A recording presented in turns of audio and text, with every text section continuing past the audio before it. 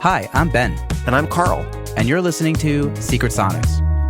Honest conversations chock full of tactical advice to help you build your dream career in music and audio. Whether it's skill development, mixing mindsets, personal branding, or work-life balance, we talk about ways to help set yourself up for success in the ever-changing music industry. Let's get started. Hi, Ben. Hi, Carl.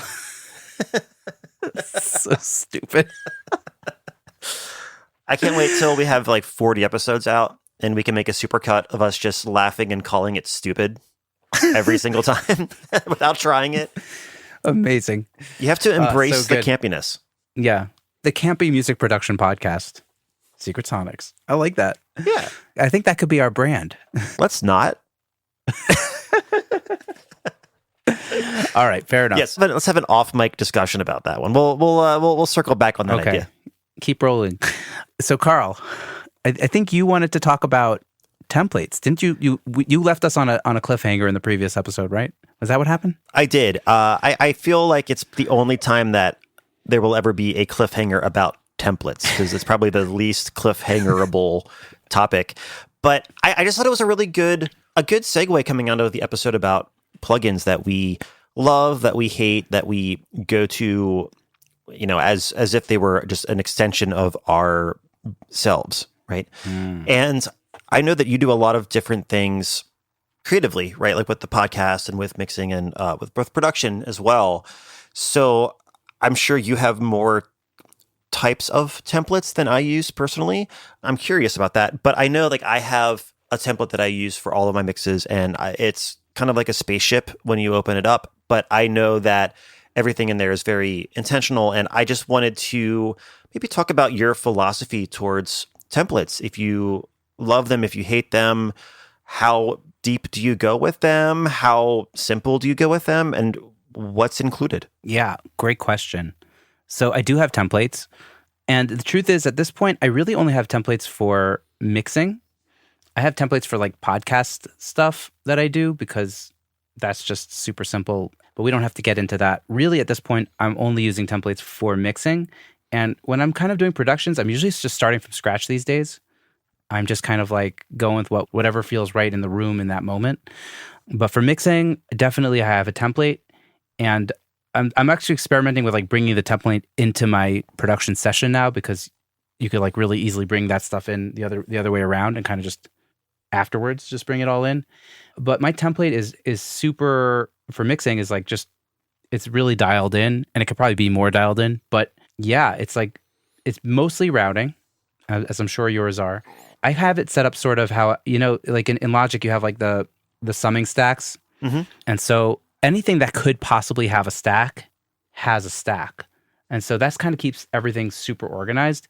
And so I'll have a kick stack, a snare stack, overhead stack, tom stack, bass stack, acoustic rhythm stack, acoustic lead stack, electric rhythm stack, electric lead stack. Everything has a little stack, and I'll make more if I have to. There's lead vocal, there's a verse lead vocal stack, bridge vocal stack, chorus vocal stack. Sometimes it ends up being a low one, or sometimes there's two lead singers and then they'll each have a stack. It could be anything, and however many stacks I need, I make. And then those stacks sort of are routed into my buses, which are kind of more the general, there's a drum bus, a bass drum bus, a guitar bus, electric bus, etc. So I guess the goal of my template is to give me as many stages as possible to adjust level, to leave room to mess with dynamics or EQ, just to give me as much control in as many different places as possible. So starting from the actual track level into the stack level into the bus level, and that's kind of the basics of my template. And so running parallel to all of that is a bunch of effects that I tend to go towards. And so I think it's not that many. It's maybe 12, effects, whether it's reverbs, delays, double track, auto double tracking kind of stuff. That kind of stuff is all there running parallel. And then that kind of goes into an FX auxiliary afterwards. And then they all meet in the stereo bus. That's the bulk of my template. And in terms of plugins, I don't usually have pretty much anything activated, but I have a couple chains that are deactivated and ready to roll if I want to, because I have some stuff that tend to work, and so I'll kind of leave it there, but like deactivate it until I decide to use it. And that's basically, except for the effects, which are activated, and then I'll tweak them as needed. And that's sort of it, man. That's kind of my that's my template. What about you? Before I talk about mine, I'm curious, do you have sends on all of your tracks and your buses to go out to those effects so you can just very quickly just try, like think, if you had the thought, I think a long reverb would be cool in here, you just send 65 or whatever it is, you just turn it up and you hear it, or do you have to manually do it every time? So I manually send it from the track stack usually. So if it's like, let's say it's the lead vocal track stack, that's where I will send to, let's say, a hall verb or something, if that's what I'm going for. And so then I'll just like, put my mouse there and drag it up. Yeah, but I mean, but it's already, like the send is already routed to that effect. Yeah. Okay, good. Yeah. Yeah, I have the same thing. I might choose, no, actually I don't. I choose like, I'll choose the effect, but it's like in the initial buses, you know what I mean? So it's like really fast. I don't have like 10 sends already from that thing. I actually don't do that. Maybe I should do that. That might be smart. Might be even faster. Yeah, I was going to say, like, that's the one thing that I do on mine that's a little bit different than yours is I have different sets of effects for my drums that are different from my instruments, that are different from my vocals. So that way, Yes. like I'm doing a lot of modern, pop and pop adjacent stuff. So there are a lot of times where I want to do a hard mute on instrumental and drum, like reverbs or delays, whatever, but I want to keep the effects of the vocals going. And if I send them all to the same delay sound or whatever, then I don't have that ability to be as dramatic and contrasting as I want to be. But I have, for my drums, for example, I have 2 different reverbs and 2 different delays that are just, they're set up right there all the time. So that way, if I think, I think a 16th note would be really cool in here, all I do is just put my mouse over it and just bloop, try it. And I can see, is that better or is that making it worse? And then if it's better, cool. Then maybe I'll tweak the actual effect itself and the settings of that delay. But if it gets me like 80% of the way there, then cool. And if I turn it up and then I realize, this is not even close to what I'm looking for, I turn it right back down and I go on to something else, because that enables me to stay in the flow without going into drop down menus of any sort. Like I'm not trying to figure out, I want a delay on here. What delay should I choose? Which company makes it? Which preset should I use? I have like a plate reverb on my vocals, and I have like a really long, like, 15-second ethereal thing. I think I have 5 different reverbs and 3 different delays, I think, on my vocals, for example. And they're just different. Like, to be honest, like, it doesn't really matter what they are. Like, I don't even need to bother like explaining what they are, but it's just the fact that they're all different. So I can make an educated guess about which one I think is going to help get me closer to the idea I have in my head. And within 2 seconds, I can see, this is either closer to the goal or further from the goal. And then I can just adjust from there. And that was something that I got from Andrew Murray. Amazing. My whole template I got from him, like, God, years ago. I remember you telling me that on your first episode of the show. Oh, yeah. Yeah. Bringing it back. Bringing it back. The glory days. Episode 50-something or 60-something. I don't know. It was back in the day, man. Yeah. But yeah, so I got the template of the original version of the template from Andrew, and he was kind enough to not just send it to me, but to get on the phone with me for like an hour or hour and a half, like walking me through all of it. And all of the plugins have changed because he is kind of like, or at least at the time, he was very similar to how Matt Huber was saying in one of the recent episodes, how he buys every plugin. And Andrew, at least at the time, was like that too. So he had a lot of plugins that I did not have, and a lot of the UAD stuff that I didn't have. So I just asked him, well, what does this plugin do? Or what's the purpose of this? Like, what's your reasoning for using this plugin, and like this thought process for that plugin, and what settings did you have on that plugin? Like, was that a really long reverb? Was it a short, like, kind of ambience thing? And I just found plugins that I tended to like that were able to not necessarily replicate what he was doing, but gave me a similar cornucopia of sounds, a cornucopia of different processing that I can very quickly find if something is either closer or further from the goal that I have in my head. And that has been probably the biggest efficiency thing for me ever is just having that stuff all set up and having plugins, like you said, that are on the tracks but deactivated, but just stuff that I know I'm always going to use. Like I have on all of my drums, I have the utility gain plugin because I use Logic also. And it's the one where I can just have the phase flip. But on all of my drum tracks, by default, I have that on there, and it's bypassed. So that way, all I have to do to check the phase is if I'm layering kicks or kicks and snares together, or whatever, I can just bloop, just click a button and find out very quickly. I have Pro Q3 on every track, but just no, it's just like the default setting and it's bypassed. But it's just because if I'm going to use an EQ on something, more often than not, it's probably just going to be Pro that. Q. It's stuff where I know I use a lot of side chaining, just like utility side chaining of just, maybe a dB or two on some tracks when I'm really trying to get these like really dense, big, high energy mixes. And I just want to make sure that the kicks and the snares are just a tiny little bit in front of the other instruments. So I have those routed on most of my instrument tracks. That's really smart. By default, and again, all bypassed, but it's just there because if I'm going to use it, that's the plugin. I'm going to use Kickstart on my kick drum. I'm probably going to use Renaissance Comp on my snare for sidechaining stuff to them. So I just have them there. It just makes life so much easier. And that's why most mixes that I do, I'm done with them. And I have like mix one out the door, usually in hour and a half, 2 hours. Dude, that's amazing. First of all, that's awesome, and you could do so much in an hour when everything is like systematized, organized. I mean, really, the organization for me is really the crux of it. It's just like I just know exactly where to find everything. I know where it is, and everything has its place, so to speak.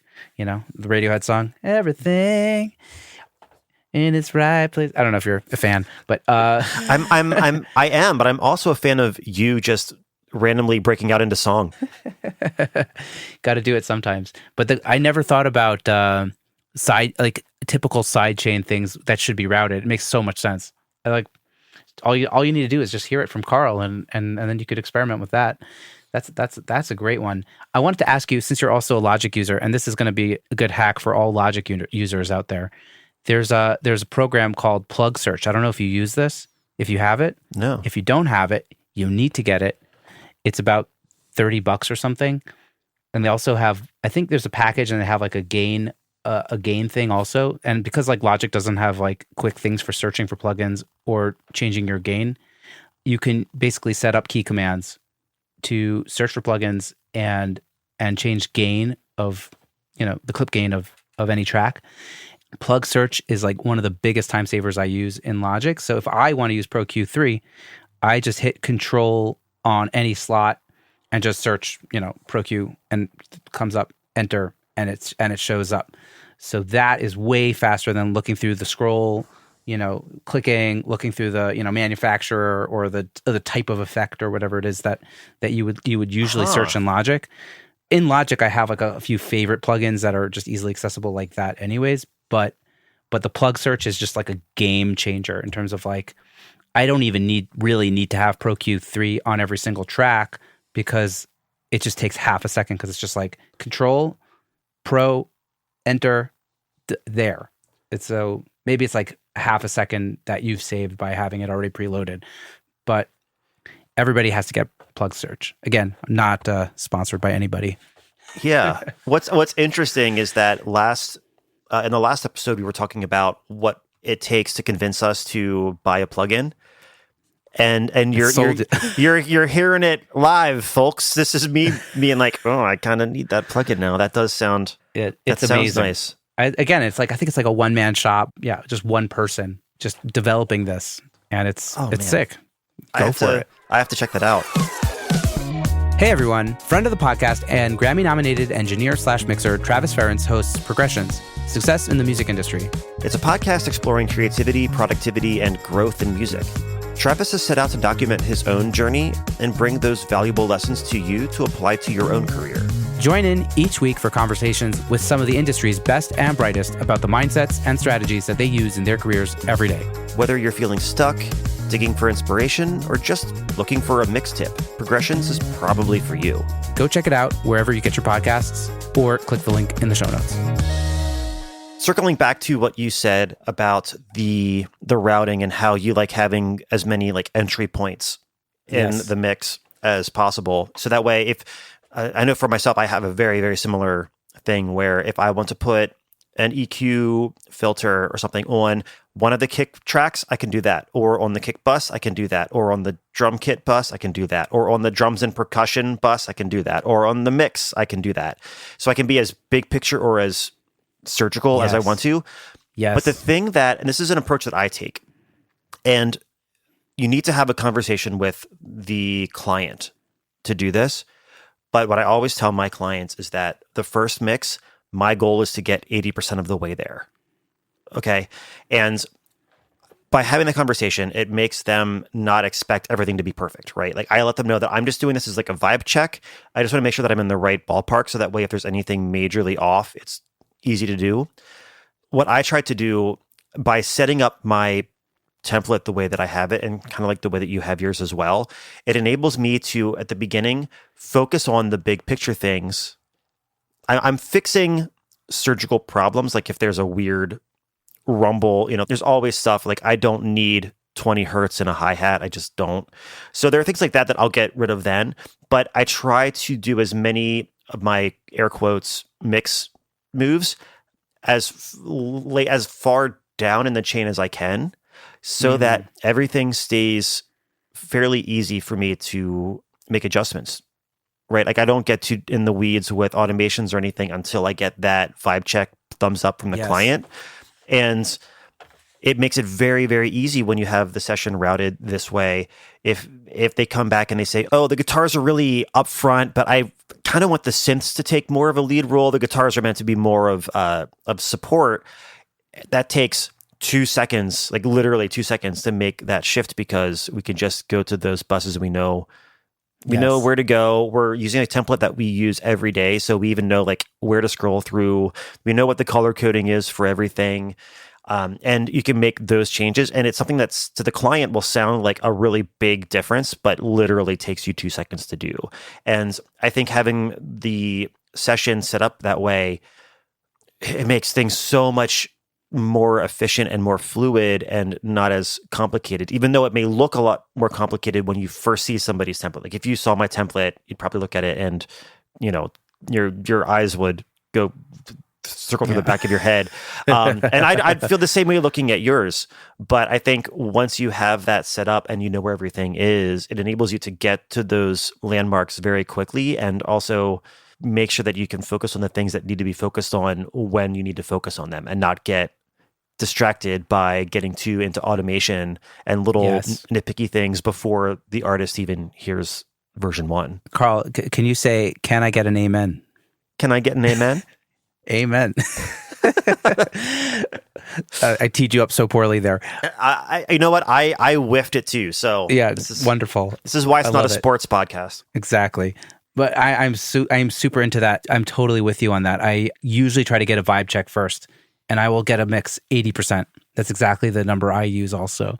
And then say like, okay, this is basically, I feel good with this. And that usually takes like an hour and a half, like you said.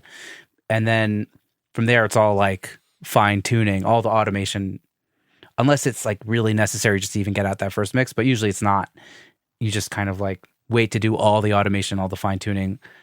Once you have that okay, that you're in the right direction, because don't go too far down the rabbit hole of like, and I know people that don't do this. Like I'm remembering from one of my earlier episodes with Justin Long, he used to work out of Barefoot in California, and he said like, my first mix has to be 100% A grade, approved by me. Like this is my mix, and for me that never tended to work. It always has to be like, let's just make sure we're in the right direction first, because the artist might have a different goal and they're right because it's their song.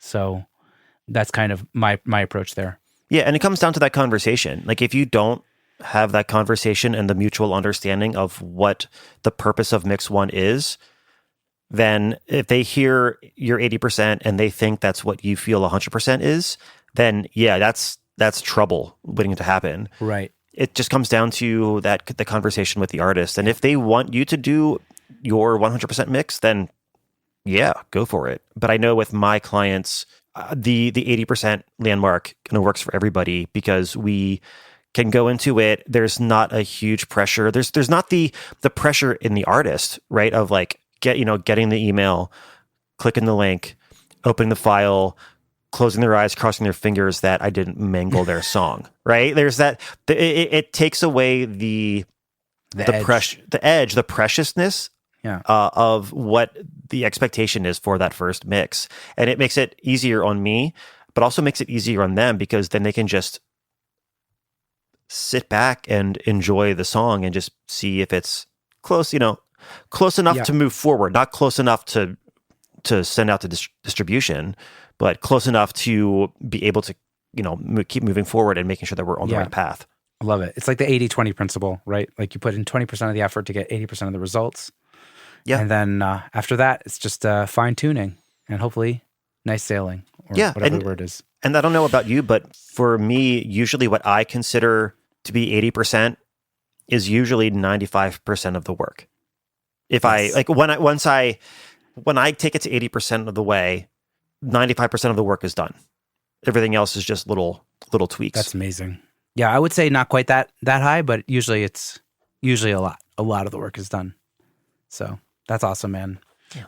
So Carl, this has been great. I think we kind of gave people a quick rundown on what we think about, why we have templates, what we think about when we're making a template, and how they really help us cruise and work quickly and get out those 80% mixes, which are revved up to become 100% mixes with minimal extra effort. So, yeah, this is awesome, man. Yeah, thanks for great chat, Carl. Yeah, the great chat, Ben. You're wonderful. I'm just so glad I get to see you like every week now. Yeah, I think the best part about bringing you onto the podcast was it just gives me so much just motivation to just get on a Zoom call. This is fun. Yeah, well, I'm glad. I mean, me too. And I just feel it makes me excited. It makes me happy, and I just feel bad for Gavi having to listen to us every week now. Yeah, and giggling and stuff. And giggling. Yeah, sorry for the giggles, but also not sorry for the giggles. Sorry, not sorry. Bye, Carl. Bye, Ben. We hope you enjoyed this conversation as much as we did. If anything here resonated with you, please share this or your favorite episode with a friend.